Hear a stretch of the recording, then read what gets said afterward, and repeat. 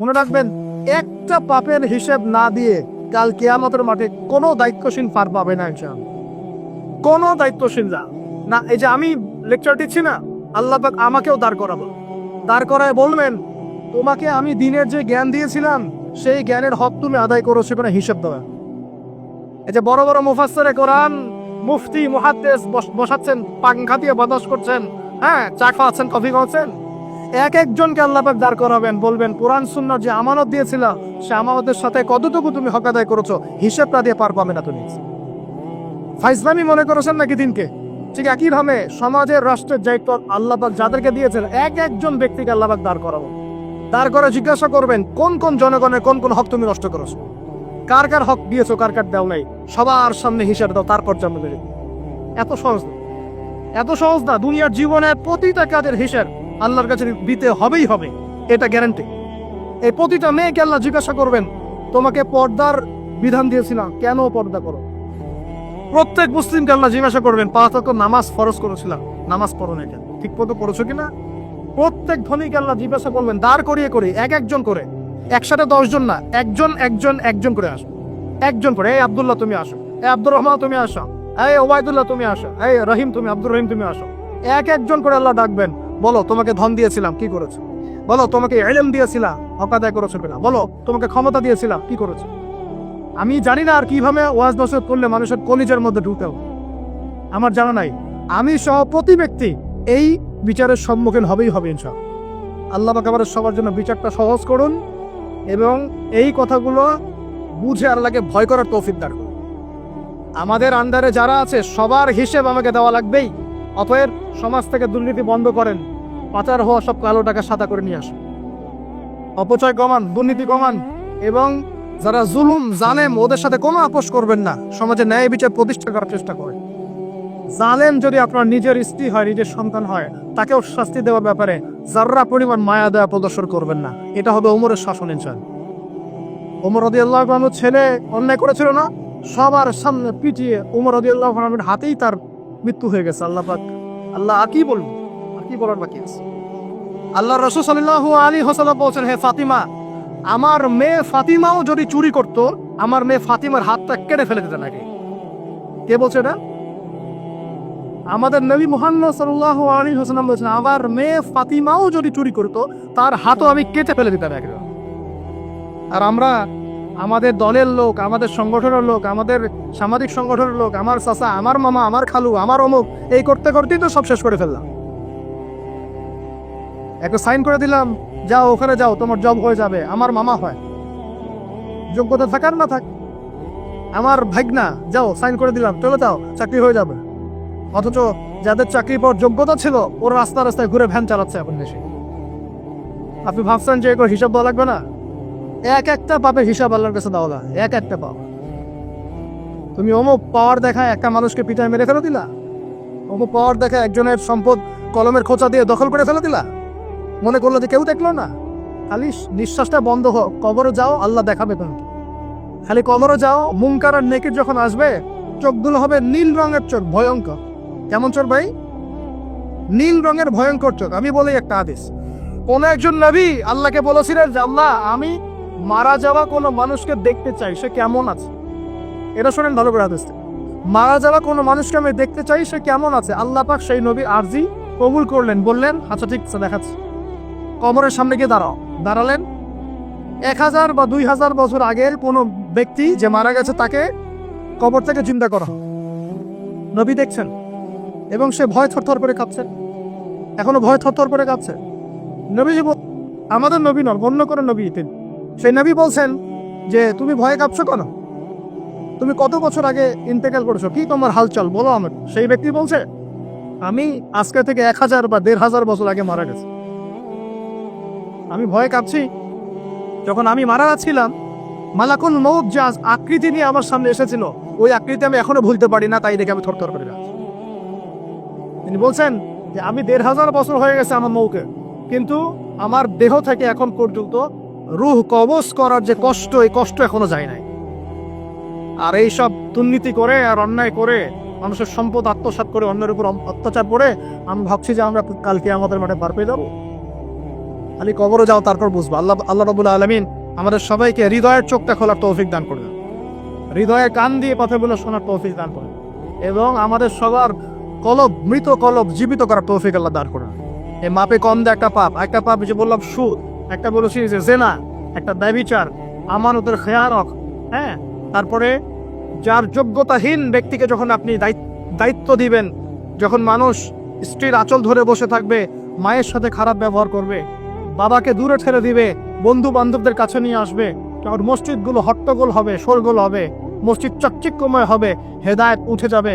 যখন দেখবেন সময় সংক্ষিপ্ত হয়ে আসছে, যখন দেখবেন যে জহরতুল খায়রাত, গান বাজনা বাদ্যযন্ত্রের সাথে সম্পৃক্ত যারা আছে, এই যে নর্তকী, এদের সংখ্যা বাড়তে থাকবে। ইউজাফু আলা রুউসিহিম বিল মাআজিফ, মানুষের কানের পাশে বাদ্যযন্ত্র বাজবে।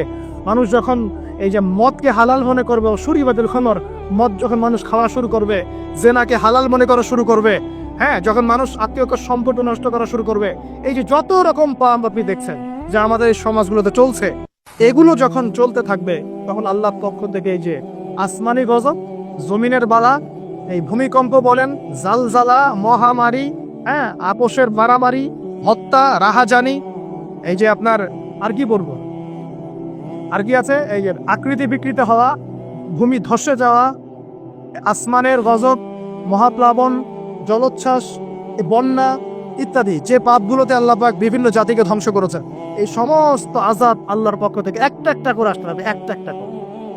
স্পেশালি 4-5টা। একটা হচ্ছে রিহুন হামরা, গরম বাতাসের আযাব আসবে, গরম বাতাস আসতে থাকবে, গরম, এমন গরম বাতাস আসবে যে বাতাসে জনগণের বেঁচে থাকা অতিষ্ঠ হয়ে যাবে। 2 নম্বর আসবে জালজালা, এমন ভূমিকম্প, সানাওয়াতু জালাজি, ভূমিকম্পের বছরগুলো, একটা দুইটা না, বছরগুলো একটার পর একটা আসতে থাকবে। আর কি আসবে, খসফন, মানে জমিন ভিতরে ধসে যাবে, নিচে নেমে যাবে। আর মাসখান, মানুষের আকৃতি পরিবর্তন হয়ে যাবে। আর কাযফান, আকাশ থেকে পাথরের বৃষ্টি বর্ষণ করা হবে। এগুলো আসতে থাকবে। এছাড়া আমাদের হাতের কামাইগুলো তো আছে। আল্লাহ রাব্বুল আলামিন আমরা সবাইকে, স্পেশালি ঢাকা শহরের বাসিন্দা আমরা যারা আছি, আমরা যারা দিনী ভাই, আমাদেরকে সমস্ত পাপগুলো ছেড়ে দেওয়ার তৌফিক দান। কেউ কাউকে বিশ্বাস করতে পারে না, স্বামী পর্যন্ত স্ত্রীকে বিশ্বাস করতে পারে না, স্ত্রী স্বামীকে বিশ্বাস করতে পারে, ভাই ভাইকে বিশ্বাস করতে পারে না, বোন বোনকে বিশ্বাস করতে পারে না, হ্যাঁ, ইমাম সাহেবকে কমিটি বিশ্বাস করতে পারে না, কমিটিকে ইমাম সাহেব বিশ্বাস করতে পারে না, মাহফিল কমিটিকে বক্তা বিশ্বাস করতে পারে না, বক্তাকে মাহফিল কমিটি বিশ্বাস করতে পারে না, হ্যাঁ। তারপর দেখা যায় যে বস, অফিসের বস কর্মীদেরকে বিশ্বাস করতে পারছে না, কর্মীরা বসকে বিশ্বাস করতে পারছে না, শাসক জনগণকে বিশ্বাস করতে পারে না, জনগণ শাসককে বিশ্বাস করতে পারে না। সর্বত্র চলছে অবিশ্বাসের যুগ। বাজারে যাবেন কেনাকাটা করতে, বলবে একদম টাটকা হয়ে, একদম ফ্রেশ, 7 দিনের জিনিস ফরমালিন মানে আপনি খাওয়া দিয়ে দেবো। বিরিয়ানি তো আমাদের এখানকার একটা কালচার। বিরিয়ানির ইয়েতে যাবেন, গরু বলে যে কত কুকুর শিয়াল খাওয়াই দিচ্ছে আল্লাহ ভালো দেন, তাই না? গরু খাসি বলে কুকুর শিয়াল খাওয়াই দিচ্ছে, একদম তাজা দেশি মুরগি বলে মরা মুরগি খাওয়াই দিচ্ছে। বড় বড় রিনাউন কয়েকটা অভিযান করলো না কয়েকদিন আগে, দেখলেন মানুষকে মারার মতো বিষাক্ত রং মিশিয়ে খাওয়াই দিচ্ছে। আমানত সবার আগে উঠে যাবে, আমানত, বিশ্বাস। আমানতদার ব্যক্তিকে বলা হবে খেয়ারতকারী ব্যক্তি, আর খেয়ারতকার যে, ওকেই বলা হবে আমানতদার। যে আমানতদার তাকে বলা হবে খেয়ানতকারী, আর যে খেয়ানত করে ওকেই বলা হবে আমানতদার। তখন আল্লাহ পাকের আযাব আসবে প্রতিটা ক্ষেত্রে। বলবে যে ভাই মাছটা ফ্রেশ, দেখবেন যে পচা মাছ, ভাই যে ফ্রেশ গরুর মাংস, দেখবেন যে ওটাকে একদম ইঞ্জেকশন মেরে মেরে মেরে গরুটাকে ফুলাই দিয়েছে। কোনো কোনো সময় দেখা যায় ডাব খেতে আসে শহরে, রাস্তার পাশে ডাব বিক্রি করতেছে, ডাব কেটে দেখবেন পানি অর্ধেক নাই, সিরিজ দিয়ে পানি বের করে ফেলছে। কোন যুগে আস? এটা আমাদের শহর ভাই, আমাদের শহর, যেখানে আমরা সবাই দাড়ি টুপি নিয়ে ঘুরে বেড়াই। আমরা বাইরে একটা অভিনয় করতেছি, আমরা আসলে বাইরে একটা অভিনয় করতেছি। আমরা মনে হয় নিজের সাথেই অভিনয় করছি, আমরা এখন মনে হয় নিজেদের সাথেই নিজের অভিনয় করছি। বাইরে গিয়েছি স্ত্রী শপিং করতে, এদিকে বয়ফ্রেন্ডের সাথে ডেটিং করে বাসায় এসে স্বামীকে বলছে তোমার জন্য শার্ট কিনে নিয়ে আসুন, হ্যাঁ। এদিকে স্বামী বাসা থেকে বের হয়েছে, ওদিকে অফিসের কলিগদের সাথে দুই চারটার সাথে তার অবৈধ সম্পর্ক। তো এই জেনাকারী সমাজের উপর আল্লাহর গজব আসবে না তো কি আসবে? ও বাইরে গিয়ে আরো 2-3টা মেয়ের সাথে সম্পর্ক করে বাসায় এসে স্ত্রীকে বলছে আমি আমি তোমাকেই সবচেয়ে বেশি ভালোবাসি। মানে এখানে জেনাকে উস্কে দেওয়া হচ্ছে, আর হালাল সম্পর্ক, হালাল বিবাহ এটাকে প্রতিবন্ধকতা সৃষ্টি করা হচ্ছে। আপনি হালাল বিয়ে করতে চান, পারবেন না, কঠিন। যৌতুক, এখানে আবার যৌতুকের ব্যাপার আছে। ভাবখানে এমন যে বিয়ে মানে একটা বাণিজ্য মানে যেমন মেয়ের বাবা বিয়ে দিবে, মেয়েটাকে পার করছে বড় অঙ্কের একটা টাকা দরকার এখানে, হ্যাঁ। আর ছেলের বাবা যখন মেয়ে নিয়ে আসছে সেখানে আবার বড় অঙ্কের যৌতুক ইম্পোজ করছে। মেয়ের বাবা দিচ্ছে বড় অঙ্কের মোহর, আমার মেয়েকে বিয়ে করতে চাও, 20 লাখ টাকা মোহর লাগবে। ও ছেলের সামর্থ্য নাই, ও বলছে ঠিক আছে আচ্ছা লেখক, পরে বাসর রাত্রে মাফ করাই নিব। বাসর রাত্রে মাফ করাই নিচ্ছে, তারপরে সারা বছর এটা সারা জীবন দেওয়ার কোনো নাম নাই, মেয়ের হক আর সে পেবে। এদিকে মেয়ের বাপও কম চালাক না, হ্যাঁ, সে আবার মোহর যেমন বাড়িয়েছে, ছেলের বাপও কম চালাক না, সে আবার এদিকে যৌতুক ইম্পোজ করেছে, যৌতুকের টাকাটা নিয়ে মোহরটা দিব। সবাই চালাক, সবাই স্মার্ট, মানে প্রতারণা অবিশ্বাসের যুগ চলছে। তাই প্রতারণা অবিশ্বাসের যুগ। একটা মেয়েকে বাইরে পাঠিয়েছে বাবা, সেই মেয়ে বাবার কাছে খুব ভালো, দুধ খেতে মানে নাকচিপে দুধ ধরে এমন একটা অবস্থা মেয়ের। বাইরে দেখবেন প্রাইভেটে গিয়ে কোচিংয়ে গিয়ে 8-10টা প্রেম করা শেষ। ছেলেকে পাঠিয়েছেন ইউনিভার্সিটি বিশ্ববিদ্যালয় আমাদের শহরেই, ছেলে খুব ভালো বাবার কাছে, একদম নাক চিপলে দুধ বেড়ায়। বাইরে গিয়ে দেখবেন এদিকে 8-10টা মেয়ের সাথে সম্পর্ক করা। এই যে পিচ্ছি পিচ্ছি ছেলেকে আমরা রাস্তাঘাটে দেখি, ঢাকা শহরের কিশোর গ্যাং তৈরি করেছে, কিশোর গ্যাং, হ্যাঁ, গুন্ডামি। তামিল কিছু মুভিজ দেখায়, হ্যাঁ, মারামারি করছে, একটা ঘুষি দিলে একদম গাছের উপর উঠে যায়, হ্যাঁ, ওগুলো দেখে দেখে শিখছে। হকি স্টিক নিয়ে চাকু চাপাতি নিয়ে ঘুরে বেড়ায়। আমরা টঙ্গিতে আসার সময় দেখেছি আমাদের সামনে, আমাদের গাড়ির সামনে দৌড় দিয়ে ছো মেরে একটা মেয়ের কান থেকে একদম দুল ছিঁড়ে নিয়ে চলে যাবে। কানে দুল পড়ে আছে একটা মহিলা, কান টেনে ছিঁড়ে নিয়ে চলে গেল। মোবাইল ফোনে কথা বলছেন, গ্লাসটা খোলা, এইটুক সময়ের মধ্যে ছো মেরে মোবাইল ফোন নিয়ে চলে গেল। হ্যাঁ, এটা আমাদের শহর। ছোট ছোট বাচ্চাকে 8-10 বছর, 15 বছর, হাইস্ট 20 বছর বয়সের কিশোর গ্যাং। আবার এতটুকু ছেলেকে দেখেছি এই যে কিছু প্লাস্টিকের মধ্যে কি জানি টানে আমাদের শহরের মাদক, সর্বত্র। আমার যুব সমাজ, এই শহরের যুব সমাজ দেখবেন যাদের বাপের একটু টাকা পয়সা আছে, ওকে আর কে পায়, ওকে একটা বাইক কিনে দিয়েছেন, হ্যাঁ, ওই R15 টাইপের একটা বাইক দিয়েছেন, ব্যাস দামরায় সারা দুনিয়া ঘুরে বেড়ান। আর এই তো আমরা যে শহর, যে রাস্তাগুলো দিয়ে হাঁটাচলা করে, পিছনে মেয়ে তো থাকবেই বাইক থাকলে। আর মেয়ের অবস্থাটা এমন যে পোশাক তো নাই। মনে করেন ছেলের পোশাক এখন মেয়ে পরছে, মেয়ের পোশাক ছেলে পরছে না, এখন তো ওই যুগ চলছে। এখন এই পোশাক পরে ছেলেকে পিছন থেকে এমন ভাবে জড়িয়ে ধরে যাচ্ছে রাস্তা দিয়ে ওপেনলি, পাবলিকলি, মনে হচ্ছে ওর স্বামী মনে হয়। আপনি কি আপনার স্ত্রীকে নিয়ে এভাবে ঘুরে বেড়ান? আপনি নিজে আপনার স্ত্রীকে নিয়েও এভাবে ঘুরতে লজ্জাবোধ করেন, আর তার সাথে তার কোনো হালাল সম্পর্কই নাই, জড়ায় ধরে ঘুরে বেড়াচ্ছে। মনে হচ্ছে খালি ওই বাইকের মধ্যে একটা বালিশ দিতে পারলে ভালো হয়, একটা বালিশ আর একটা শোয়ার জায়গা দিলে বাকি কাজটা এখানেই করে হারায় পাবলিকলি। নবীজি এটাই বলেছিলেন, শেষ জামানায় রাস্তাঘাটে মানুষ জেনা করবে, এটা দেখার জন্য ঢাকা শহর সবচেয়ে ভালো জায়গা। এখন ঢাকার মতো বড় বড় যে শহরগুলো আছে না, সবগুলো এগুলো জাজল্যমান দৃষ্টান্ত হয়ে আছে। রাস্তাঘাটে মানুষ জেনা করবে। মেয়েকে পড়তে পাঠিয়েছেন, টিউশন দিয়েছেন, টিচারের সাথে অবৈধ সম্পর্ক করা শেষ। কোনো জায়গায় টিচারকে বাসায় নিয়ে আসছেন, বাসায় এসে আমার মেয়েকে পড়ায় যান, কত বড় বুদ্ধিমান পিতা আপনি, হ্যাঁ, অলরেডি দেখবেন তার সাথে তার ভাড়া করা শেষ হয়ে গেছে। আর মেয়েরা আপনাকে বলবে না, কারণ কেউ মানে বাধ্য হয়ে এসব জায়গায় ভিকটিম হয়ে যায়, আবার কেউ নিজের ইচ্ছাতেই কাজগুলো। এমন নয় যে সব মেয়ে ধর্ষিত হচ্ছে ছেলেদের আগ্রাসনের কারণে, যেমনটা এমন নয়। বহু মেয়ে নিজের ভুলের কারণে ধর্ষিত হয়, বহু মেয়ে নিজের খারাপ স্বভাবের কারণেও এই তার ইজ্জত হারিয়ে ফেলছে। একটা মেয়ে যে রাত্রে 12টা, 1টা, 2টা বাজে বাইক নিয়ে ঘুরছে, ওকে কি রাস্তাঘাটে ঘুরতে বান্ধার সময় কেউ বলেছিল? এখন যদি এই 2-3টা ছেলে মিলে ওকে ধর্ষণ করে, দোষটা কি ছেলেটার হবে না মেয়েটার দোষ নাই? এখানে মেয়ের বাবার দোষ নাই, মেয়ের ফ্যামিলির দোষ নাই, তাহলে আমরা শুধু কেন ছেলেদের দিকে ফোকাস করি কেন? ছেলে তো অপরাধী, ছেলে তো অপরাধ করেছেই, ছেলের তো বাপ আগেই মরে গেছে। ছেলের বাপ যদি বেঁচে থাকতো তাহলে ছেলেকে তো আদব কায়দা ছেলেকে শেখাতো যে দেখো বাবা, আমরা আমাদের সন্তানদেরকে শেখাই বাবা, সেটা হলো ইঁদুরের মতো বড় হয় না, সিংহের মতো বড় হয়। ইঁদুর কি করে? ইঁদুর রাতের অন্ধকারে মানুষের বাসায় চুপচুপ করে খেয়ে বেড়ায়, দেখবেন, তাই না? যারা রাতের অন্ধকারে জেনা করে বেড়ায় এরা ইঁদুরের মতো। রাতের অন্ধকারে খালি এই হোটেল ওই হোটেল, এই ঘরে বেরোয়, এই প্রেমিকের ঘর এই প্রেমিকের ঘর, এই ফ্ল্যাটে ওই ফ্ল্যাটে ঘুরে। আর যারা সিংহ পুরুষ তারা বিয়ে করে প্রকাশ্য স্ত্রীকে নিয়ে ঘুরে বেড়ায়। তো আমরা আমাদের ছেলেদেরকে এটা শিখাই না তো, বরং আমরা শিখাচ্ছি তোমাকে নিজের পায়ে দাঁড়াতে হবে, বড় হবা, 30-35 বছর হোক তারপর বিয়ে করে। আর এই 18 বছর হয়ে গেছে, 18 থেকে এই যে 30, এই 12 বছরে তার তো যৌবনের তাড়না ছিল। এই তাড়না মেটাতে না পেরে সে পতিতালয়ে গিয়েছে, ওই যে কার ফ্ল্যাটে গিয়েছে, কোথায় কোথায় মাদকদের আসরে বসেছে, মেয়েদেরকে নিয়ে এইখানে ওইখানে ঘুরে বেরিয়েছে। আমরা তো এমনও দেখেছি যে গাড়ির মধ্যে ছেলের কোলে মেয়ে ঘুরে ঘুরে বেড়াচ্ছে এখানে। ধরেন এই শহরগুলোর মধ্যে আল্লাহ পাকের আযাব আসবে না তো কি আসবে আমাকে বলেন? সে জামানায় যে একটা পাপের কারণে আযাব আসে তার মধ্যে অন্যতম সেরা পাপটা হচ্ছে জেনা। আমরা এই শহরটাকে জেনার শহর বানিয়ে ফেলেছে, জেনার শহর। এগুলো গেল অবিবাহিতদের কথা।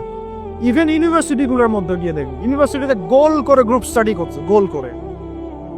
এবং ছেলের কাপড় মেয়ে পরছে, মেয়ে কাপড় ছেলে, কাপড়ের কোনো বালাই নাই। নবীজি বলেছিলেন শেষ জামানায় 2 শ্রেণীর মানুষ আসবে, আমি এদেরকে দেখি না। নবীজি দেখেন নাই মানে 1400 বছর আগে ওরা ছিল না। এক শ্রেণী হচ্ছে হাতের মধ্যে মানুষকে মারার কিছু অস্ত্র নিয়ে ঘুরে বেড়াবে, এরা মানুষকে নির্মমভাবে মানুষকে পিটাবে। এই শ্রেণীকে আমি দেখিনি, এরা আসবে পরে। আর এক শ্রেণী হচ্ছে এমন এক শ্রেণীর মহিলা বের হবে যারা কাপড় পরেও নগ্ন থাকবে, নিজেরাও আকৃষ্ট হবে, অন্যকে আকৃষ্ট করবে। তো এই মেয়েদেরকে তো দেখতে পাচ্ছেন, এখন পাচ্ছেন না, তার মানে কিয়ামত কাছে না দূরে। আর আমি এখন ওই হাতে লাঠিওয়ালা ওই গ্রুপকেও খুঁজে পেয়েছি। হাতে লাঠিওয়ালা সেই গ্রুপ কোনটা জানে? ওই যে ঘরের মধ্যে ঢুকায় যে ছেলেগুলোকে মেরে রাত্রেবেলা মেরে ফেলায়, সেটা গ্রুপে। বিভিন্ন হলে দেখেন না, হকি স্টিক নিয়ে 8-10 জন মিলে এক একটা করে ছেলেকে ডেকে নিয়ে পিটায় মেরে ফেলায়, এগুলো সেই ছেলে। এদেরকে যারা জন্ম দিয়েছে ওই বাপের জন্য ধিক্কার, এদেরকে যারা জন্ম দিয়েছে এই বাপের জন্য ধিক্কার। আর এখন এরকম লেডিস গ্রুপও বের হয়েছে, আর মেয়েদেরকেও হলে ডেকে পিটানো শুরু করেছে। তোমরা কি মনে করো যে 5 জন 6 জন 10 জন মিলে একজনকে সারা রাত টর্চার করে মেরে ফেলানোর মধ্যে সুপুরুষ? তুমি সুপুরুষ, তুমি অনেক বড় বীর। সাহসটা তুমি একজন মারামারি করে দেখাও না, দেখো তোমার এত বড় সাহস, তোমরা একজন মারামারি করে দেখাও না। আসো রিংয়ের মধ্যে আসো, তারপর দেখি তোমার কত শক্তি, আমাদের কত শক্তি। একজন 1-on-1 ব্যাটেলে আসো, খালি হাতে 1-on-1 ব্যাটেলে আসো।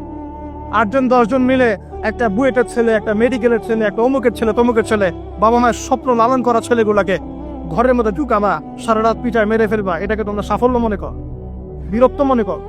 এই ছেলেগুলাকে জন্ম দিয়েছে যে পিতা মাতায়, এদের জন্য ধিক্কার আমার পক্ষ থেকে। আপনারা এইসব সন্তান জন্ম দিতে গেলেন কেন?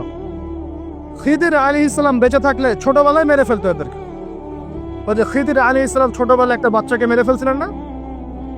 মুসা আলাইহিস সালাম বলেছিলেন যে একটা বাচ্চাকে কেন মেরে ফেললেন? তখন খিদির আলাইহিস সালাম বলেছিলেন এই ছেলেটা যদি বড় হলে অনেক বড় কাফের হবে।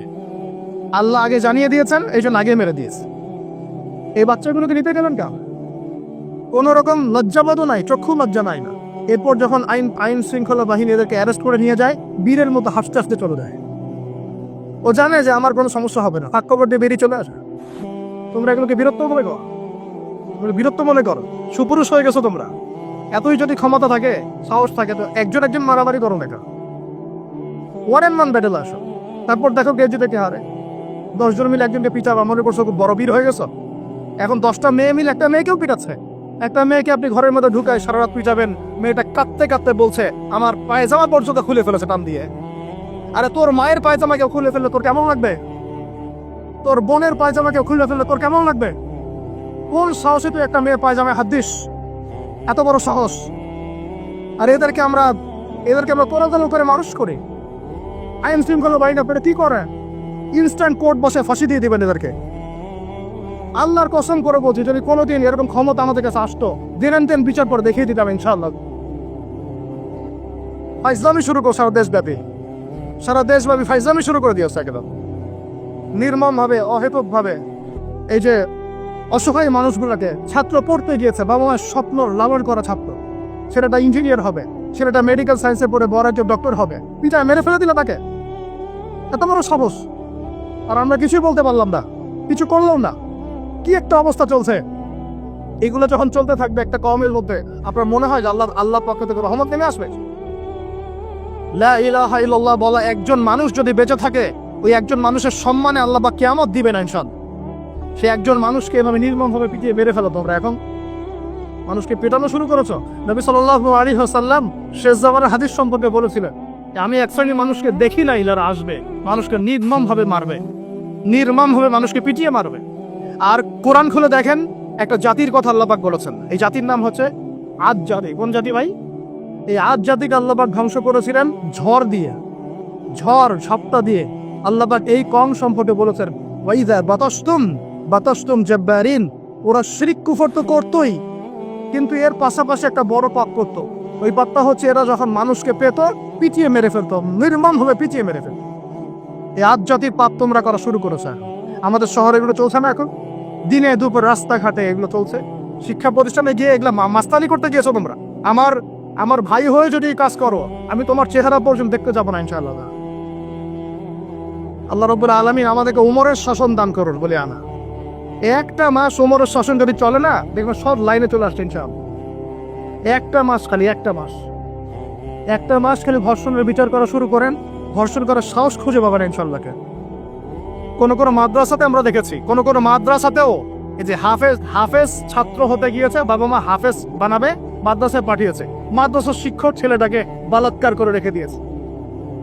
হ্যাঁ, ঢাকা শহরের ঘটনা বলছে। আমাদের সন্তানদেরকে কোথায় পাঠাবো তাহলে? পাপ যেই করে পাপি। এখানে যদি দাড়ি টুপিওয়ালা মানুষও পাপ করে, তাকেও শাস্তির আওতায় নিয়ে আসতে হবে। আল্লাহ তৌফিক দান। মাদ্রাসায় আপনি ছাত্রকে বলাৎকার করবেন? আপনার তো লিঙ্গ কেটে জাতির সামনে উপস্থাপন করা দরকার। উমরের শাসন হল এটাই হতো। উমরের শাসন হল, আল্লাহর কসম করে বলছে, এগুলোই হতো। ওয়াজ মাহফিলগুলোকে দিনের এই পবিত্র আমানত বলে অনেক জায়গায় ঠাট্টা মশকরার পাত্র বানানো হয়েছে। কোথাও দেখা যায় যে ওয়াজ মাহফিল পিছনে যে বললাম ডিজে জিকির চালু করা হয়েছে। ফাইজলামি শুরু করছে দিন নিয়ে, তোমরা ফাইজলামি শুরু করছে। ইনশাআল্লাহ তাআলা অচিরেই এই উম্মতের মধ্যে এমন নেতৃত্ব আসবে ইনশাআল্লাহ, যে নেতৃত্বের আন্ডারে ইনশাআল্লাহ তোমাদের যে আগ্রাসন, মুসলিম বিশ্বের আনাচে কানাচে অসহায় মুসলিমদেরকে নির্যাতন করা হচ্ছে নির্মমভাবে। একটা বাচ্চা সে জানে না যে শিয়া কি সুন্নি কি, বোম মেরে উড়িয়ে দেওয়া হোক, মাথার খুলি উড়িয়ে দেওয়া। একটা বাচ্চা, একটা মা জানে না শিয়াইজম কি সুন্নিজম কি, মিসাইল মেরে বোম মেরে হত্যা করে দেওয়া। সারা বিশ্ব জুড়ে এগুলোই চলতেছে। সারা বিশ্ব জুড়ে মিডিয়ার মধ্য দিয়ে মুসলিমদেরকে আজকে চিবাহানা করে দিয়েছে। সারা বিশ্বে রক্ত ঝরবে আমাদের, আবার আমাদেরকেও সবাই সন্ত্রাসী বলে বেড়াবে। নাটক শুরু করেছে, নাটক। সারা বিশ্ব জুড়ে সবচেয়ে শান্তিকামী মানুষ কারা? আমরা অন্য কেউ আছে? সারা বিশ্বের নিরীহ মানুষের রক্ত কাদের হাতে লেগে আছে? আমাদের হাতে। আমরা ইরাকে মানুষ হত্যা করেছি, আর মানুষ হত্যা করেছি। আমরা উইঘুরদেরকে হত্যা করেছি, আমরা রোহিঙ্গাদেরকে হত্যা করেছি। আমরা বিগত 12, 14, 15 বছর ধরে বাচ্চাদেরকে হত্যা করেছি। বিগত প্রায় 70 বছর থেকে আমরা মানুষকে হত্যা করেছি। আমরা কি এই যে লেবানন, জর্ডান এই জায়গাগুলোতে মানুষকে আমরা মারছি? আর সারা বিশ্বে আমাদেরকে কারো বলা হবে? কি কারণে বলা হবে? আর আমরা কেউ কোনো কথাও বলি না, মন থেকে ঘৃণাও করি না। এই কথাগুলো বলবেন কারা? বলবেন তো আলেম ওলামারা। এখন যদি আমরা এই ওয়াজ মাহফিলের স্টেজগুলোকে সার্কাসের মঞ্চ বানিয়ে ফেলি, এই আমানতের হক কে আদায় করবে? কে আদায় করবে? আল্লাহ পাক আমাদের সবাইকে বোঝার তৌফিক দান করুন। আমরা আশা করি ইনশাআল্লাহ তাআলা আমাদের উপরে যারা আছেন তাদের বোধোদয় হবে ইনশাআল্লাহ। আমরা কারো শত্রু নই। ইসলাম কারো শত্রু নয়, কারো খারাপ চায় না। ইসলাম চায় সমাজের ন্যায় প্রতিষ্ঠা হোক, এবং ন্যায়টা যে কারো হাত দিয়ে প্রতিষ্ঠা হোক, কোনো সমস্যা নাই। XYZ যেই হোক না কেন, যার হাতে ন্যায় প্রতিষ্ঠা হবে আমরা তার জন্য দোয়া করবো ইনশাআল্লাহ। আর যে অন্যায়কে প্রশ্রয় দিবে, প্রতিষ্ঠা করবে, আমরা তার ধ্বংসের জন্য আল্লাহর কাছে দোয়া করবো ইনশাআল্লাহ। আর আল্লাহ পাকের গজব যখন নেমে আসবে, কেউ ঠেকাতে পারবে না ইনশাআল্লাহ। আমি বলে দিয়েছি প্রথমেই, সবকিছুর মালিককে, সব ক্ষমতা কার হাতে? প্রিয় যুবক ভাইয়েরা, স্পেশালি আগামী দিনে ইসলামের পতাকা হাতে নিয়ে বিশ্বকে চ্যালেঞ্জ করার জন্য এখন থেকে প্রস্তুত হয়ে যা। একদিনের মাহফিল দিয়ে কিছু হবে না, একদিনের মাহফিল দিয়ে গরম বক্তব্য দিয়েও কিছু হবে না। আপনাদের সবাইকে কনস্ট্রাকটিভ কাজ করতে হবে। প্রত্যেক মুসলিম ভাইকে 5 ওয়াক্ত নামাজ আদায় করতে হবে। আল্লাহ পাক তৌফিক দান করুন। প্রত্যেক ভাইয়ের যাদের যাকাত ফরজ হয়েছে, যাকাত অবশ্যই দিতে হবে। বেশি বেশি দান সাদকা করবেন। নিজের পরিবারের মধ্যে কোনোভাবেই অনইসলামিক কোনো সংস্কৃতি আসতে দিবেন না। নিজের পরিবারের মধ্যে পর্দা প্রতিষ্ঠা করবেন। কোনো অবস্থাতেই হারাম রিজিকের দিকে যাবেন না। এসব আপনার সন্তান সন্ততিদেরকে ছোটবেলা থেকেই মুসলিম রূপে মানুষ করবেন, কোনো রকম অমুসলিম কালচারে বড় করবেন না। আপনার সন্তানদেরকে ছোটবেলায় কোরআন শেখাবেন, হাদিস শেখাবেন, আলেম ওলামার সোহবত দিবেন, হকপন্থী আলেম চিনবেন, তাদের কাছে সন্তানদেরকে পাঠাবেন ইনশাআল্লাহ। ইসলামকে নিয়ে ঠাট্টা বিদ্রুপ করবেন না, রংতামাশা করবেন না। এই যুগ সম্পর্কে সচেতন থাকবেন। কি হচ্ছে, কি চলছে, হাদিসে কি আছে, কুরআনে কি আছে, সামনে কি হতে পারে, সচেতনতা তৈরি করবেন। এই চলমান ফিতনাময় পরিবেশে নিজের ঈমান আমলকে এমনভাবে ধরে রাখবেন যেমন করে হাতের মধ্যে মানুষ আগুন ধরে রাখে, ঈমান ধরে রাখে। পরিবারের মধ্যে বেপরদামিকে স্থান দিবেন না। পরিবারের ছেলে কি করছে, মেয়ে কি করছে, আপনার আত্মীয় স্বজনের হক ঠিক আছে কিনা, প্রতিবেশীর হক ঠিক আছে কিনা, প্রতিটা বিষয় as a Muslim leader of the family আপনাকে এগুলো দেখতে হবে। আল্লাহ তৌফিক দান করুন। এবং বেশি বেশি সামাজিক কিছু অ্যাসোসিয়েশন গড়ে তুলবেন যেগুলো সামাজিক অন্যায়গুলোকে প্রতিরোধ করবে ইনশাআল্লাহ। সামাজিকভাবে ন্যায় ছড়িয়ে দিবে, সামাজিকভাবে ইসলাম ছড়িয়ে দিবে ইনশাআল্লাহ। শিক্ষা প্রতিষ্ঠান গড়ে তুলবে যেখানে জেনারেল এবং ইসলামিক শিক্ষার সমন্বয় থাকবে, আলোকিত প্রজন্ম গড়ে উঠবে ইনশাআল্লাহ। এরকম সমাজের অবস্থায় কি আল্লাহর আযাব আসবে না রহমত আসবে? এই হচ্ছে আমাদের সমাজের অবস্থা। এখন কতগুলো বলে শেষ করবি। প্রতি ঘরে ঘরে ব্যভিচার ঢুকে পড়েছে, ঘরে ঘরে ব্যভিচার, পরকীয়া ঢুকেছে, পরকীয়া। আর অর্থনৈতিক ক্ষেত্রে ঘরে ঘরে ঢুকেছে সুদ আর সুদ, ঘুষ ঢুকেছে ঘুষ, এদিকে সুদ ঢুকেছে, দুর্নীতি ঢুকেছে, অন্যের সম্পদ অন্যায়ভাবে হস্তক্ষেপ করার নোংরা সংস্কৃতি ঢুকে পড়েছে প্রত্যেক জায়গায় জায়গায়। আমাদের ইয়াং জেনারেশন নিজেদের ইতিহাস ভুলে গেছে যে আমরা কার উত্তরসূরি। খালেদ বিন ওয়ালিদের নামও তারা জানে না, ওমর ইবনে খাত্তাবের নাম জানে না, তারেক বিন জিয়াদকে চিনে না, মুহাম্মদ বিন কাসিমকে চিনে না। এরা ক্রিস্টিয়ানো রোনাল্ডোকে চিনে, এরা মেসিকে চিনে, নেইমারকে চিনে, এরা আমাদের ক্রিকেটারদেরকে চিনে। মাশাআল্লাহ, যারা এখন বিপদগামী ছিলেন আমরা মনে করতাম তারাই এখন হেদায়েতের দিকে আসছেন, আর আমরা এখন মুসলিম ঘরে জন্মগ্রহণ করে নামাজ ছেড়ে দিচ্ছি, কুরআন পড়া ছেড়ে দিচ্ছি। এটা কি ধরনের কথা? আমার পরিবারের মা বোনরা কিভাবে বেপরদায় বাইরে যায়, আমার পরিবারের কর্তা আমি কেমন করে আমার পরিবারের স্ত্রী সন্তান মেয়েরা বাইরে বেপরদা যাবে, কিভাবে যাবে? আমি তো পরিবারের কর্তা, আমি পরিবারের স্বামী, আমার স্ত্রী কেমন করে বেপরদায় বাইরে যাবে? আমার ছেলে কেন নামাজ পড়বে না? নামাজ না করে সে ভাত খাবে কিভাবে? নামাজ না করে আমার পরিবারে আমার ছেলে ভাত খাবে কিভাবে? আমার মেয়ে কেমন করে ভাত খাবে? অতএব পরিবারটাকে শক্ত করেন, হালাল খান, সামাজিকভাবে ইসলামটাকে এগিয়ে নেন, ইনশাআল্লাহ দেখবেন একদিন বড় পরিসরে ইসলাম কায়েম হয়ে যাবে। আর আমরা কারোর জন্য বদদোয়া করব না, আমরা দোয়া করব আল্লাহ পাক যেন ঊর্ধ্বতন কর্তৃপক্ষ সবাইকে হেদায়েত দান করেন এবং অন্যায়ের বিরুদ্ধে দাঁড়ানো তৌফিক দান করেন, এবং তাদের হাতে হলেও আল্লাহ পাকে ন্যায় প্রতিষ্ঠা করার তৌফিক দান করেন। আর ন্যায় কোনটা ন্যায় কোনটা অন্যায় এগুলো এসব প্রোটেস্ট্যান্ট মুসলিমরা আপনাদেরকে শেখাতে পারবে না। যারা ইসলাম, কোরআন, সুন্নাহ, সমকালীন বিশ্ব ইতিহাস, অর্থনীতি, সংস্কৃতি, দেশীয় কালচার সব সম্পর্কে জ্ঞান রাখে, এই মানুষ না আপনাকে বলতে পারবে কোনটা সত্য কোনটা মিথ্যা, কোনটা হক কোনটা বাতিল। একজন কবর পূজারী আপনাকে কি হেদায়েত দিবে? একজন মাজার পূজারী আপনাকে কি হেদায়েত দিবে? একজন বেদাতি আপনাকে কি হেদায়েত দিবে? হেদায়েত তো নিতে যান খালি ওদের কাছে। আর জ্ঞানী মানুষগুলো মূল্যায়ন করেন, যারা বুদ্ধি বিক্রি করে খায় ওদের কাছে পরামর্শ নিচ্ছেন। আর কিছু বিষয় বলতে বলতে মুখের ফেনা উঠিয়ে দিলাম, তারপরেও কোনোদিনও বললেন না যে হ্যাঁ কথাটা গ্রহণ করা যায়। কি আশ্চর্য! যখন একটা সমাজের মধ্যে এই পাপগুলো ছড়িয়ে পড়বে তখন আল্লাহ পাকের গজব আসবে, এটা আসবেই। কিভাবে প্রতিরোধ করার কোনো সুযোগই নাই, আপনাকে প্রতিকারও করার কোনো সুযোগ নাই। তওবা করে আল্লাহর কাছে ফিরে আসতে হবে, এটাই সলিউশন, এটাই সলিউশন।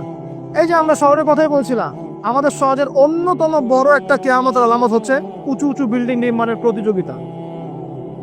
নবীজি জীবনের শেষের দিকে যে হাদিসগুলো বলেছেন, শেষের দিকে, তার মধ্যে কিয়ামতের বড় দুইটা আলামত বলেছেন। তার মধ্যে একটা হচ্ছে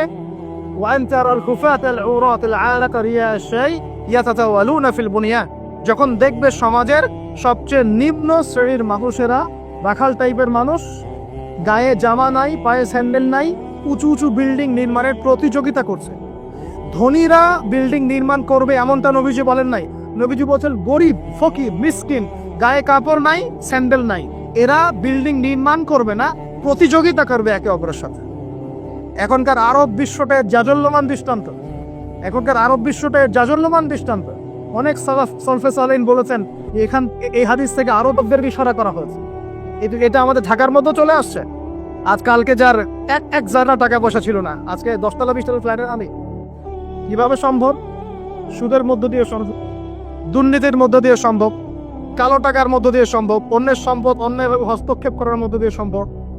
আর মাশাআল্লাহ, যার একটা 5-10 তলা বাড়ি আছে আমাদের শহরে, অন্য মানুষকে মানুষই মনে করে, ভাড়াটিয়াকে মনে করে যে তেলাপোকা, ককরোচ, ছিছি করে তারা। কত যে সত্য। কোনে কোনে সময় এমনও হয়েছে মানে বাড়ি ভাড়া চাইতে গিয়ে যে বেইজ্জত হতে হয়েছে, মনে হলো যে বাড়ি ভাড়া চাইতে গিয়ে মানে নিজের সম্মান নিজে নষ্ট করে ফেললাম। সুবহানাল্লাহ। কারণ যখন নিম্ন শ্রেণীর মানুষের কাছে অর্থ আসে তখন কিন্তু এদের মধ্যে কালচার আসে না। কালচার আসে না, সম্পদ আসে ঠিকই, কিন্তু কালচার, সভ্যতা আসে না। তারা অসম্ভবই থেকে যায়। কাকে সম্মান দিতে হবে কাকে দিতে হবে না সেটাও জান না। কথা বুঝতে পারছে? এটা আমাদের সমাজ এখন চলছে, হাইলি কনস্ট্রাক্টেড বিল্ডিংস এর প্রতিযোগিতা। আর আমরা বলবো কেন, এই যে এখনকার সেকুলার রিপোর্ট গুলোই বলছে বেশিরভাগ বিল্ডিং এরই দেখা যায় যে কোনো রকমের ভিত্তি নাই। এই 5-6 মাত্র ভূমিকম্প হলেই সব ধর করে ফেলবে। কারণ এই যে অহংকার, আমি একটা ফ্ল্যাটের মালিক, ঢাকা শহরে মনে হচ্ছে যেন পরিচয়ের মানদণ্ড হচ্ছে এটাই। জিজ্ঞাসা যদি করেন যে ভাই আপনার নাম কি করেন, বলবে ওই যে ফ্ল্যাটটা দেখছেন 10 তলা ওইটা আমার। ভাবখানে এমন হচ্ছে এটাই তার পরিচয়ের মানদণ্ড। সে কি করে, তার শিক্ষাগত যোগ্যতা কি, কোন প্রফেশন, এগুলো বড় কথা নাই। ওই যে ফ্ল্যাটটা দেখেন 6 তলা ওইটা আমার। অনেকে এসে পরিচয় দেয়, আমি অমুক পার্টির অমুক, আমি অমুক পার্টির তমুক, আমি অমুকের সাধারণ সম্পাদক, আমি অমুকের সভাপতি। এগুলো পরিচয়? এগুলোই মানুষের পরিচয়? আমি অমুক দল করি তমুক দল করি। পরিচয় কি তোমার? তুমি কি এই পরিচয় দিয়ে কালকে আমাদের মাঠে আল্লাহর সামনে দাঁড়াবা? তোমার পরিচয়টা কি? পরিচয় হচ্ছে তোমার শিক্ষাগত যোগ্যতা কি, তুমি সমাজকে কতটুকু সার্ভ করতেছো, তোমার ইলমি যোগ্যতা কি, তুমি 5 ওয়াক্ত নামাজ পড়ো কিনা, তুমি ইসলামপন্থী কিনা, তোমার সুন্নত আছে কিনা, তুমি দিনের জন্য কি করো, এগুলো তোমার পরিচয়। আল্লাহ রাব্বুল আলামিন আমাদের কথাগুলো বোঝার তৌফিক দান করুন। আমাদের সমাজে হাইলি কনস্ট্রাক্টেড বিল্ডিংস এর প্রতিযোগিতা চলছে। দেখেন, বিল্ডিং নির্মাণ করা পাপের কিছু নয়, কিন্তু এগুলোর মধ্য দিয়ে অহংকার করাটাই পাপের। আর অহংকার করলে আল্লাহ পাক এগুলোকে ধসিয়ে দিতে সময় নেবেন না। আল্লাহ পাক আমাদেরকে বোঝার তৌফিক দান করুন। আমাদের সমাজে রন্ধে রন্ধে এগুলো চলছে। আমার ওদের খেয়ানত, অবিশ্বাস, সুদ চলছে, জেনা চলছে, ফ্ল্যাটে জেনা চলছে, ফ্ল্যাটে জেনা। জেনা মানে শুধু শারীরিক ইলিগেল ফিজিক্যাল রিলেশনশিপই নয়, জেনার মধ্যে চোখের জেনা আছে, কথার জেনা আছে, চলাফেরার জেনা আছে। নবীজি বলেছেন শেষ জামানায় এক শ্রেণী মেয়ে আসবে যারা পুরুষের কাপড় পরে ঘুরবে। এটা দেখার জন্য আপনি ঢাকার শপিং মলে চলে যান। শপিং মলে যান, কিয়ামত দেখতে পারবেন। কিয়ামত তাকে বলে। কেউ দেখা যায় সুন্দর সুন্দর বোরখা বানিয়ে নিয়েছে, যে বোরখাগুলো পরেও তার মানে শরীরের কাঠামো স্পষ্ট বোঝা যাচ্ছে। এখানে আপনি কাকে দায়ী করবেন, কাকে দোষ দিবেন? অবৈধ সম্পর্ক ঢাকা শহরে রন্ধে রন্ধে ঢুকে গেছে। অবৈধ সম্পর্ক, টিনেজ 8-10 বছর, ক্লাস 8-এ পড়ে, ক্লাস 9-এ পড়ে, 10-এ পড়ে, এদের মধ্যে ইলিগেল সম্পর্ক চলছে। ইউনিভার্সিটিতে পড়ে, স্কুল কলেজ পাশ করে বিশ্ববিদ্যালয়ে গিয়েছে, ব্যাস ও মনে হয় যে একেবারে পাখা ওর গজায় গেছে, যা ইচ্ছে তাই পড়তে। মেয়েকে দিয়েছেন একটা স্মার্টফোন, ব্যাস নষ্ট হয়ে গেছে। ছেলেকে দিয়েছেন একটা বাইক, ও দেখ মাদকের আসরে বসে আছে। কি একটা অবস্থা! এই যুব সমাজ কি আগামী দিনে ইসলামের পতাকা বহন করবে? এই যুব সমাজকে দিয়ে ইসলামের বিজয় লাভ হবে, নাকি আমাদের একটা ঈমান দীপ্ত যুব সমাজ দরকার? কোনটা? আল্লাহ পাক আমাদের সবাইকে আল্লাহর পক্ষ থেকে ঈমান দান করে। আমি আর লম্বা করতে থাকলে সারা রাত যাবে গা। আমি আপনাকে গুছায় নিয়ে এসে শেষ করে দিচ্ছি যে এর পাশাপাশি কোন কোন পাপ ছিল, যে পাপগুলোর কারণে আল্লাহ পাক এই গজবগুলো দিয়েছিলেন, এবং এই ঢাকা শহর সহ এই বড় বড় শহরগুলা এই পাপের মধ্যে আছে কি না আপনি নিজেই যাচাই করুন। যাচাই কে করবে? আপনি যাচাই করবেন, আমি যাচাই করব। 1 নম্বর শিরকের পাপ আছে না নাই? কুফরির পাপ 2 আছে না নাই? আমানত উঠে যাওয়া আছে না নাই? আমানত উঠে যায় নাই। 4 বিশ্বাস উঠে গেছে না? বাবাও ছেলেকে বিশ্বাস করতে পারে না, এখন স্বামী স্ত্রীকে বিশ্বাস করতে পারে। মনে রাখবেন, একটা সমাজে যদি বিশ্বাস না থাকে একের প্রতি অন্যের, এই সমাজের মধ্যে কখনো শান্তি আসবে না। আপনি পরিবারে শান্তি পাবেন না, সমাজ তো পথ দূরের কথা। এবার আসেন 5 নম্বর হচ্ছে মাপে কম দেওয়া। মাপে কি ভাই? এই মাপে কম দেওয়াটা আমাদের সমাজে পাপের মধ্যে নাই। ব্যবসায়ী যারা আছেন সতর্ক হয়ে যান। আপনি যদি মাপে কম দেন এই পুরো রিজিক আপনার জন্য হারাম হয়ে যাবে, পুরা রিজিকটাই। এই রিজিকের ইবাদত আল্লাহর দরবারে যদি কবুল হয় তাহলে কোরআন হাদিস মিথ্যা হয়ে যাবে। নাউজুবিল্লাহ। কোরআন হাদিস কি মিথ্যা? এই রিজিক যদি খেয়ে ইবাদত আল্লাহর কাছে কবুল হয় তাহলে কোরআন সুন্নাহ মিথ্যা হয়ে যাবে। নাউজুবিল্লাহ। আল্লাহ পাক বলেছেন এই মাপে কম দেয়া হারাম রিজিক খেয়ে ইবাদত করলে ইবাদত কবুল হবে। পৃথিবীতে সর্বপ্রথম কওমে মাদিয়ানকে ভূমিকম্প দিয়ে ধ্বংস করে দেওয়া হয়েছিল। তাদের প্রধান অপরাধ ছিল মাপে কম দেওয়া। এটা আমাদের মধ্যে ছড়িয়ে পড়েছে। মাপে কম দিচ্ছি আমরা। এই যে রমজান মাস সামনে আসে, দেখে নিয়েন বহু ব্যবসায়ী তাহাজ্জুদ পড়বে, তারাবিও পড়বে, মসজিদে গিয়ে ফটর ফটর করা শুরু করবে। লাইট নাই কেন, এসি নাই কেন, ফ্যান চলে না কেন, বড় বড় কথা। সারা বছর তো মসজিদে আসে নাই, তারাবির নামাজে আসবে। আবার দেখবেন অনেকে সারাদিন তো মসজিদ নাই, জুমার দিনে যায়, জুমার দিনে গিয়ে বলে ইমাম সাহেব ওটা করেন নাই কেন, এই মুয়াজ্জিন সাহেব এটা করেন নাই কেন। আছে না এমন লোক? এই শ্রেণীর মানুষ আছে, দেখবে এরাই ফটর ফটর বেশি করে। রমজান মাসে দেখবেন নামাজে তারাবিও করবে, মাপেও কম দিবে। এরকম লোক আছে না? মাপে যারা কম দেয়, এই পাপের কারণে সমাজের মধ্যে দুর্ভিক্ষ নেমে আসে। আমাদের অর্থনৈতিক অবস্থা এমন জায়গায় দাঁড়িয়ে আছে না, দুর্ভিক্ষ যদি চলে আসে অবাক হওয়ার কিছু নাই। দুর্ভিক্ষ চলে আসলে আপনার অবাক হতে পারেন, আমি অবাক হব না। এমন একটা জায়গায় দাঁড়িয়ে আছে, এমন একটা জায়গায় দাঁড়িয়ে। এবং এই রমজান মাসে এমনি তো দ্রব্যের দাম বেড়ে যায়, এবার যার কি হবে আল্লাহ ভালো জানে। আমার মনে হয়, আমার ভয় হয়, একদম নিম্নবিত্ত মানুষ যারা এবার রোজা রেখে ইফতার যখন করবে ওর হাত তুলে আল্লাহর কাছে বদদোয়া করা শুরু করবে। আমার ভয় হয়। এবার অপেক্ষা করেন, দেখতে থাকেন সামনে কি হয়। প্রতিটা পণ্যের দাম অলরেডি বাড়া শুরু হয়ে গেছে। কিছু কিছু বৈশ্বিক কারণ আছে, এগুলোর কারণে যেমন বাড়ছে, আবার কিছু কিছু আমাদের নিজস্ব মানবসৃষ্ট কারণ আছে, এই কারণেও বাড়ছে। মানবসৃষ্ট কারণগুলো বুঝতে হলে আপনাকে বেসিক কিছু অর্থনীতি বুঝতে হবে। এটা পড়াশোনা করেন, দেখবেন আমি গত লেকচারে বলেছিলাম। আল্লাহ রাব্বুল আলামিন আমাদের সবাইকে হালাল খাওয়ার তৌফিক দান করুন। সমাধান কি তাহলে? সমাধান হচ্ছে অপচয় কমাতে হবে। 5টা খেজুরে ইফতার হয়ে গেলে 6 নম্বর খেজুর দান করে দেন। 6 নম্বর খেজুর দান করে দেন। সদকাগুলো বেশি বেশি বাড়িয়ে দেন। এই যে মানুষগুলো খেতে পারবে না ওদের ঘরে ঘরে গিয়ে ইফতারগুলো পৌঁছে দেন। মাসের বাজার করে দেন। যাদের সামর্থ্য আছে, যাকাত ফরজ হয়েছে, যাকাতগুলো দিয়ে দেন। আল্লাহ পাক তৌফিক দান করো। দুর্নীতি বন্ধ করে, কালো টাকা বন্ধ করে। কত টাকা পাচার হয়ে গেল বিদেশে, সেগুলো কে ফিরিয়ে নিয়ে আসবে? এটা একটু কার মনে রাখবেন, একটা পাপের হিসেব না দিয়ে কাল কিয়ামতের মাঠে কোনো দায়িত্বশীল পার পাবে না ইনশাআল্লাহ। কোনো দায়িত্বশীল না। এই যে আমি লেকচার দিচ্ছি না, আল্লাহ পাক আমাকেও দাঁড় করাবা। দাঁড় করায় বলবেন, তোমাকে আমি দিনের যে জ্ঞান দিয়েছিলাম সেই জ্ঞানের হক তুমি আদায় করেছো কিনা হিসেব দেওয়া। এই যে বড় বড় মুফাসসিরে কোরআন, মুফতি, মুহাদ্দিস বসাচ্ছেন, পাংখা দিয়ে বাতাস করছেন, হ্যাঁ, চা খাওয়াচ্ছেন, কফি খাওয়াচ্ছেন। এক একজনকে আল্লাহ পাক দাঁড় করাবেন, বলবেন কোরআন সুন্নাহর যে আমানত দিয়েছিলাম সে আমানতের সাথে কতটুকু তুমি হক আদায় করেছো, হিসেব না দিয়ে পার পাবে না তুমি। ফাইজলামি মনে করেছেন নাকি দিনকে? ঠিক একইভাবে সমাজের, রাষ্ট্রের দায়িত্ব আল্লাহ পাক যাদেরকে দিয়েছেন এক একজন ব্যক্তিকে আল্লাহ পাক দাঁড় করানো। দাঁড় করে জিজ্ঞাসা করবেন কোন কোন জনগণের কোন কোন হক তুমি নষ্ট করেছো, কার কার হক দিয়েছো, কার কার দাও নাই। সবার সামনে হিসেব দাও, তারপর জানা লিখব। এত সহজ না, এত সহজ না। দুনিয়ার জীবনের প্রতিটা কাজের হিসাব আল্লাহর কাছে দিতে হবেই হবে, এটা গ্যারান্টি। এই প্রতিটা মেয়েকে আল্লাহ জিজ্ঞাসা করবেন, তোমাকে পর্দার বিধান দিয়েছিলাম, কেন পর্দা করো? প্রত্যেক মুসলিমকে আল্লাহ জিজ্ঞাসা করবেন, 5 ওয়াক্ত নামাজ ফরজ করেছিলাম, নামাজ পড়ো নাই কেন, ঠিক মতো পড়েছো কিনা? প্রত্যেক ধনীকে আল্লাহ জিজ্ঞাসা করবেন, দাঁড় করিয়ে করে এক একজন করে, একসাথে 10 জন না, একজন একজন একজন করে আসো। একজন করে, এই আব্দুল্লাহ তুমি আসো, এই আব্দুর রহমান তুমি আসো, এই ওবায়দুল্লাহ তুমি আসো, এই রহিম তুমি, আব্দুর রহিম তুমি আসো। এক একজন করে আল্লাহ ডাকবেন, বলো তোমাকে ধন দিয়েছিলাম, কি করেছো? বলো তোমাকে ইলম দিয়েছিলাম, হক আদায় করেছো কিনা? বলো তোমাকে ক্ষমতা দিয়েছিলাম, কি করেছো? আমি জানি না আর কিভাবে ওয়াজ নসিহত করলে মানুষের কলিজার মধ্যে ঢুকতে হবে, আমার জানা নাই। আমি সহ প্রতি ব্যক্তি এই বিচারের সম্মুখীন হবেই হবে ইনশাআল্লাহ। আল্লাহ পাক আমাদের সবার জন্য বিচারটা সহজ করুন এবং এই কথাগুলো বুঝে আর এলাকে ভয় করার তৌফিক দান করুন। আমাদের আন্ডারে যারা আছে সবার হিসেব আমাকে দেওয়া লাগবেই।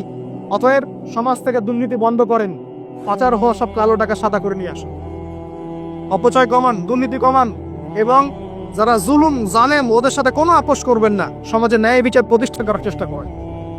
জালেম যদি আপনার নিজের স্ত্রী হয়, নিজের সন্তান হয়, তাকেও শাস্তি দেওয়ার ব্যাপারে যাররা পরিমাণ মায়া দয়া প্রদর্শন করবেন না। এটা হবে ওমরের শাসন ইনশাআল্লাহ। ওমর রাদিয়াল্লাহু আনহু ছেলে অন্যায় করেছিল না, সবার সামনে পিটিয়ে উমর রাদিয়াল্লাহু আনহুর হাতেই তার মৃত্যু হয়ে গেছে। আল্লাহ পাক, আল্লাহ আর কি বলবো, আর কি বলার বাকি আছে? আল্লাহ রাসূল সাল্লাল্লাহু আলাইহি ওয়াসাল্লাম বলছেন, হে ফাতিমা, আমার মেয়ে ফাতিমাও যদি চুরি করতো, আমার মেয়ে ফাতিমার হাতটা কেটে ফেলে দিতেন আগে। কে বলছে এটা? আমাদের নবী মুহাম্মদ সাল্লাল্লাহু আলাইহি ওয়াসাল্লাম বলছেন, আমার মেয়ে ফাতিমাও যদি চুরি করতো, তার হাতও আমি কেটে ফেলে দিতাম একেবারে। আর আমরা আমাদের দলের লোক, আমাদের সংগঠনের লোক, আমাদের সামাজিক সংগঠনের লোক, আমার চাচা, আমার মামা, আমার খালু, আমার অমুক, এই করতে করতেই তো সব শেষ করে ফেললাম। একটা সাইন করে দিলাম, যাও ওখানে যাও, তোমার জব হয়ে যাবে। আমার মামা হয়, যোগ্যতা থাকার না থাক, আমার ভাগনা, যাও সাইন করে দিলাম, চলে যাও, চাকরি হয়ে যাবে। অথচ যাদের চাকরির পর যোগ্যতা ছিল, ওরা রাস্তা রাস্তায় ঘুরে ভ্যান চালাচ্ছে এখন দেশে। আপনি ভাবছেন যে এগুলো হিসাব দেওয়া লাগবে না? এক একটা পাপের হিসাব আল্লাহর কাছে দেওয়া লাগবে, এক একটা পাপ। তুমি অমুক পাওয়ার দেখায় একটা মানুষকে পিটায় মেরে ফেলে দিলা, অমুক পাওয়ার দেখায় একজনের সম্পদ কলমের খোঁচা দিয়ে দখল করে ফেলে দিলা, মনে করলো যে কেউ দেখলো না। খালি বিশ্বাসটা বন্ধ হোক, কবরও যাও, আল্লাহ দেখাবে তোমাকে। খালি কবরও যাও, মুনকার আর নেকির যখন আসবে, চোখগুলো হবে নীল রঙের চোখ, ভয়ঙ্কর। কেমন চোখ ভাই? নীল রঙের ভয়ঙ্কর চোখ। আমি বলি একটা হাদিস, কোন একজন নবী আল্লাহকে বলেছিলেন যে আল্লাহ, আমি মারা যাওয়া কোনো মানুষকে দেখতে চাই, সে কেমন আছে। এটা শোনেন ভালো করে হাদিসটা, মারা যাওয়া কোনো মানুষকে আমি দেখতে চাই, সে কেমন আছে। আল্লাহ পাক সেই নবীর আরজি কবুল করলেন, বললেন আচ্ছা ঠিক আছে, দেখাচ্ছি। কবরের সামনে গিয়ে দাঁড়ালেন। 1000 বা 2000 বছর আগের কোনো ব্যক্তি যে মারা গেছে, তাকে কবর থেকে চিন্তা করা, নবী দেখছেন, এবং সে ভয় থরথর করে কাঁপছে, এখনো ভয় থরথর করে কাঁপছে। নবী জীব, আমাদের নবী নন, অন্য কোনো নবী তিনি। সেই নবী বলছেন যে তুমি ভয়ে কাঁপছো কেন? তুমি কত বছর আগে ইন্তেকাল করেছো, কি তোমার হালচাল বলো আমি। সেই ব্যক্তি বলছে, আমি আজকে থেকে 1000 বা 1500 বছর আগে মারা গেছি। আমি ভয়ে কাঁপছি। যখন আমি মারা যাচ্ছিলাম, মালাকুল মউত যে আকৃতি নিয়ে আমার সামনে এসেছিল, ওই আকৃতি আমি এখনো ভুলতে পারি না, তাই দেখে আমি থরথর করে কাঁপছি। তিনি বলছেন যে আমি 1500 বছর হয়ে গেছে আমার নৌকে, কিন্তু আমার দেহ থেকে এখন পর্যন্ত রূহ কবজ করার যে কষ্ট, এই কষ্ট এখনো যায় নাই। আর এই সব দুর্নীতি করে আর অন্যায় করে, মানুষের সম্পদ আত্মসাৎ করে, অন্যের উপর অত্যাচার করে, আমি ভাবছি যে আমরা কালকে আমাদের মাঠে বার পেয়ে যাবো। খালি কবরে যাও, তারপর বুঝবো। আল্লাহ রাব্বুল আলামিন আমাদের সবাইকে হৃদয়ের চোখটা খোলার তৌফিক দান করুন, হৃদয়ের কান দিয়ে কথাগুলো শোনার তৌফিক দান করুন, এবং আমাদের সবার কলব, মৃত কলব জীবিত করার তৌফিক আল্লাহ দান করুন। এই মাপে কম দেয় একটা পাপ, যে বললাম সুদ, একটা বলেছি যে জেনা, একটা ব্যভিচার, আমানতের খেয়ানত, হ্যাঁ। তারপরে যার যোগ্যতাহীন ব্যক্তিকে যখন আপনি দায়িত্ব দিবেন, যখন মানুষ স্ত্রীর আঁচল ধরে বসে থাকবে, মায়ের সাথে খারাপ ব্যবহার করবে, বাবাকে দূরে ছেড়ে দিবে, বন্ধু বান্ধবদের কাছে নিয়ে আসবে, যখন মসজিদগুলো হট্টগোল হবে, শোরগোল হবে, মসজিদ চাকচিক্যময় হবে, হেদায়েত উঠে যাবে, যখন দেখবেন সময় সংক্ষিপ্ত হয়ে আসছে, যখন দেখবেন যে জহরাতুল খায়রাত, গান বাজনা, বাদ্যযন্ত্রের সাথে সম্পৃক্ত যারা আছে, এই যে নর্তকী, এদের সংখ্যা বাড়তে থাকবে। ইউজাফু আলা রুউসিহিম বিল মাআজিফ, মানুষের কানের পাশে বাদ্যযন্ত্র বাজবে। মানুষ যখন এই যে মদকে হালাল মনে করবে, শুরিবাতিল খমর, মদ যখন মানুষ খাওয়া শুরু করবে, জেনাকে হালাল মনে করা শুরু করবে, হ্যাঁ, যখন মানুষ আত্মীয়তার সম্পর্ক নষ্ট করা শুরু করবে, এই যে যত রকম পাপ আপনি দেখছেন যা আমাদের সমাজগুলোতে চলছে, এগুলো যখন চলতে থাকবে, তখন আল্লাহর পক্ষ থেকে এই যে আসমানি গজব, জমিনের বালা, এই ভূমিকম্প বলেন, জালজালা, মহামারী, হ্যাঁ, আপোষের মারামারি, হত্যা, রাহাজানি, এই যে আপনার আর কি বলবো, আর কি আছে, এই যে আকৃতি বিকৃত হওয়া, ভূমি ধসে যাওয়া, আসমানের গজব, মহাপ্লাবন, জলোচ্ছ্বাস, বন্যা ইত্যাদি, যে পাপগুলোতে আল্লাহ পাক বিভিন্ন জাতিকে ধ্বংস করেছেন, এই সমস্ত আযাব আল্লাহর পক্ষ থেকে একটা একটা করে আসতে হবে, একটা একটা করে। স্পেশালি 4-5টা। একটা হচ্ছে রিহুন হামরা, গরম বাতাসের আযাব আসবে, গরম বাতাস আসতে থাকবে, গরম, এমন গরম বাতাস আসবে যে বাতাসে জনগণের বেঁচে থাকা অতিষ্ঠ হয়ে যাবে মানুষ। 2 নম্বর আসবে জালজালা, এমন ভূমিকম্প, সানাওয়াতু জালাজিল, ভূমিকম্পের বছরগুলো, একটা দুইটা না, বছরগুলো একটার পর একটা আসতে থাকবে। আর কি আসবে? খসফন, মানে জমিন ভিতরে ধসে যাবে, নিচে নেমে যাবে। আর মাসখান, মানুষের আকৃতি পরিবর্তন হয়ে যাবে। আর কালফান, আকাশ থেকে পাথরের বৃষ্টি বর্ষণ করা, এগুলো আসতে থাকবে। এছাড়া আমাদের হাতের কামাইগুলো তো আছে। আল্লাহ রাব্বুল আলামিন আমরা সবাইকে, স্পেশালি ঢাকা শহরের বাসিন্দা আমরা যারা আছি, আমরা যারা দিনী ভাই, আমাদেরকে সমস্ত পাপগুলো ছেড়ে দেওয়ার তৌফিক দান। আল্লাহ পাক আমাদের সবাইকে শিরকের পাপ ছেড়ে দেওয়ার তৌফিক দান করো, কুফরের পাপ ছেড়ে দেওয়ার তৌফিক দান করো।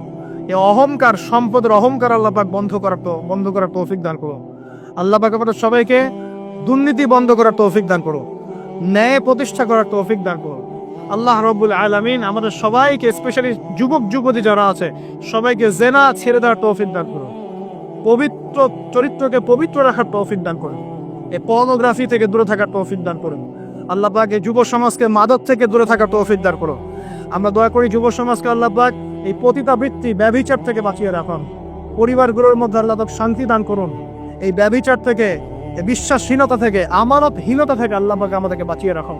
আল্লাহ পাক আমাদের শাসকবর্গকে হেদায়েত দান করুন। আল্লাহ পাক জনগণকে হেদায়েত দান করুন। আল্লাহ রাব্বুল আলামিন আমাদের সবাইকে অপচয় বন্ধ করার তৌফিক দান করুন।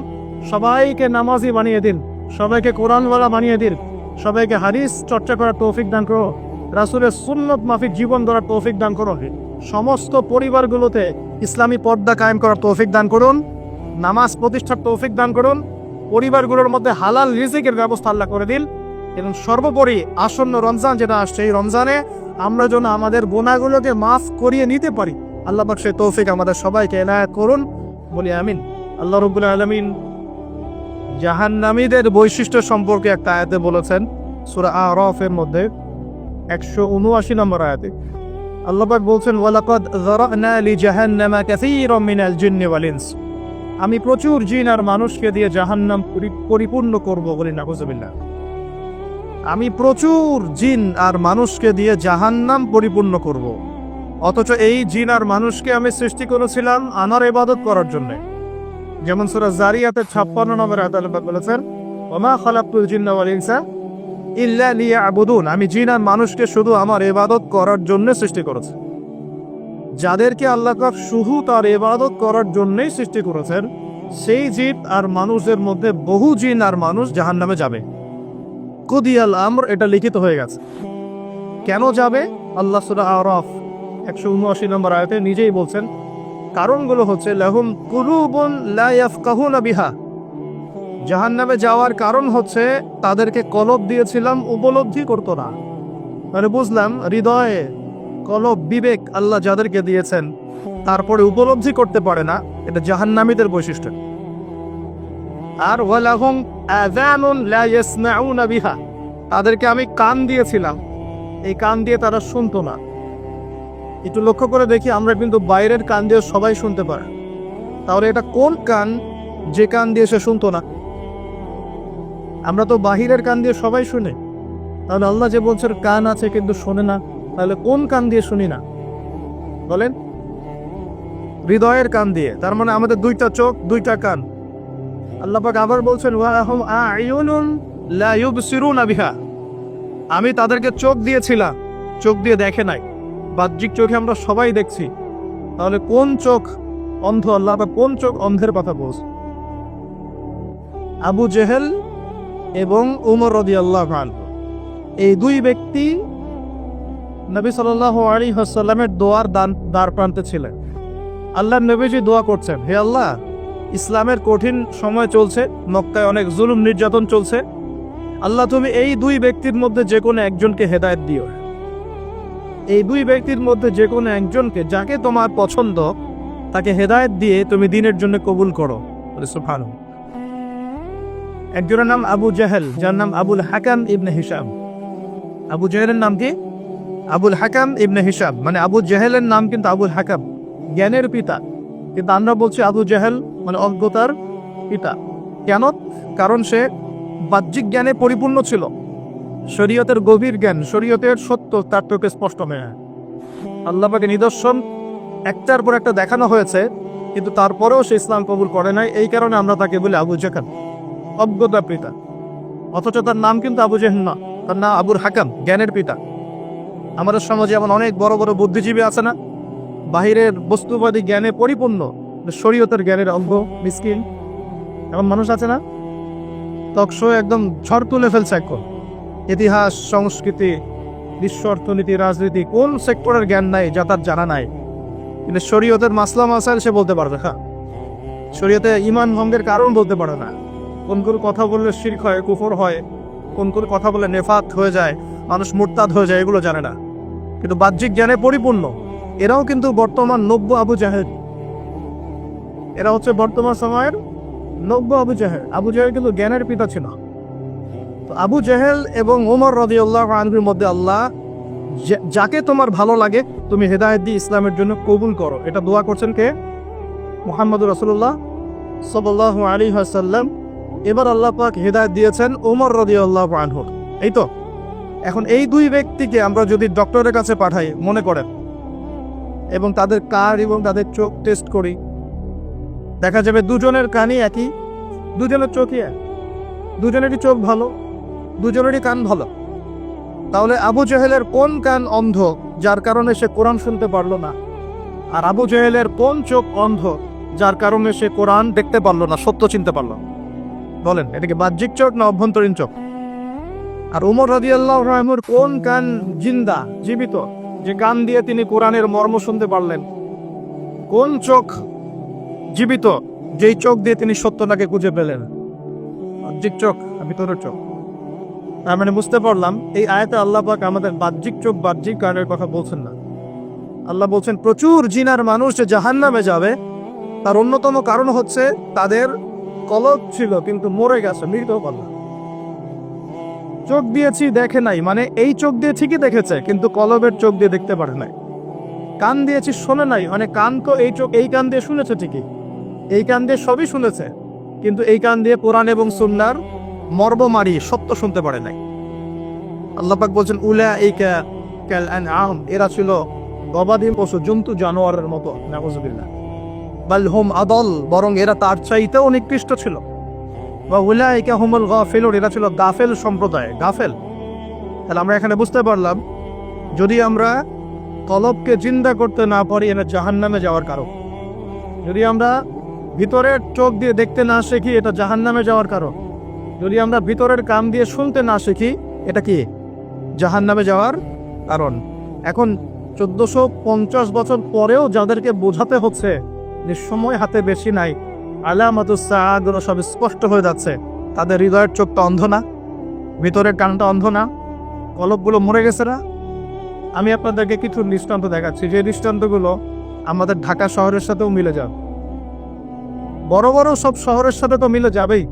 আমরা যে সমাজে বাস করি, বাংলাদেশ, ঢাকা শহর, আমরা ঢাকার বাসিন্দা, আমাদের সাথে আরো জাজল্যমানভাবে মিলে যাও। এটা শুধু একটা শহরের গল্প নয়, বরং এটা হচ্ছে পুরো বিশ্বের সমস্ত বস্তুবাদী শহরের গল্প। পুরো বিশ্বের যত বস্তুবাদী শহর আছে সবারই গল্প এখন সেম। কারণ পুরো বিশ্বটা এখন হচ্ছে একটা গ্লোবাল ভিলেজ, মানে বিশ্বায়নের যুগ চলছে। এক জায়গায় ঢিল দিলে তরঙ্গ সারা বিশ্বে ছড়িয়ে পড়ে না? তো পুরো বিশ্বের গল্পই এটা, আর স্পেশালি আমাদের ঢাকা শহরেরও গল্প এটা, আমরা যেখানে বসবাস করছি। কোরআন এবং হাদিসের ভাঙাচুরা এলেম কালাম দিয়ে মনে হচ্ছে এখন পর্যন্ত যে আমাদের উপরে আল্লাহ পাকের গজবটা আসে নাই, এটাই হচ্ছে আল্লাহর রহমত। আমার কথা হয়তো সবাই বুঝতে পারবেন না, তবে জ্ঞানী মানুষ বুঝবেন ইনশাআল্লাহ। এখন পর্যন্ত যে আল্লাহ পাকের গজবগুলো আসে নাই, এটাই আল্লাহর সবচেয়ে বড় রহমত। আসার যে পাপগুলো আছে, এই কোনো পাপ করতে আমরা এখন বাদ দিচ্ছি না। আশা গজবকে ডেকে নিয়ে আসার যে পাপগুলো আছে, এই পাপের কোনোটা করতে ঢাকা শহরের অধিবাসীরা এখন বাদ দিচ্ছে না। আমি কোরআন এবং হাদিস লাস্ট 1 মাস থেকে এই গজব সংক্রান্ত বিষয়গুলো ঘাটাঘাটি করছিলাম।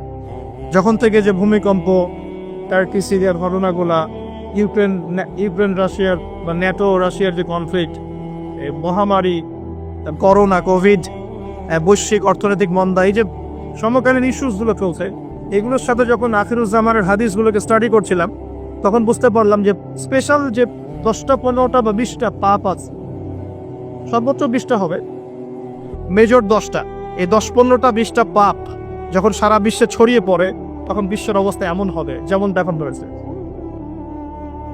কোরআন এবং সুন্নাহ এ টু জেড ঘেটে ফেললে আপনি এগুলোই পাবেন। আমি আপনাদের স্টাডি করার সাথে সহজ করে দিচ্ছি, চেষ্টা করছি, কারণ স্টাডির কোনো শেষ নাই। আমি যতটুকু বলবো এখান থেকে আপনি আবার স্টার্ট করতে পারবেন। একটা আমি আপনাকে বেস দিচ্ছি, এর উপর দাঁড়িয়ে আপনি আরো স্টাডি করতে পারবেন। আমার জ্ঞান তো চূড়ান্তময়, জ্ঞানের কোনো শেষ আছে? সর্বপ্রথম যে পাপের কারণে আল্লাহর গজব, আসমানের বালা, জমিনের বালা নেমে আসে, তার নাম হলো শিরক। তার নাম কি? এখন পুরো বিশ্বে বড় বড় যে বস্তুবাদী শহরগুলো আছে, সবগুলোর বেশিরভাগই শিরকে নিমজ্জিত আছে।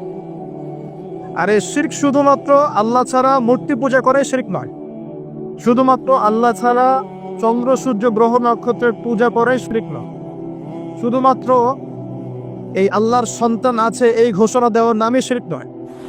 আমরা আমাদের শহরগুলোর মধ্যে আল্লাহ পাকের হালালকে হারাম করে নিয়েছি, হারামকে হালাল করে নিয়েছি, এটাও একটা শিরক, এটা একটা কুফর। আর এই শিরকের মধ্যে আমাদের পুরো ঢাকা শহর ডুবে গেছে। আমরা আল্লাহ পাকের হালালকে হারাম করে নিচ্ছি, আল্লাহর হালালগুলো হারাম করছি, হারামগুলো হালাল করছি।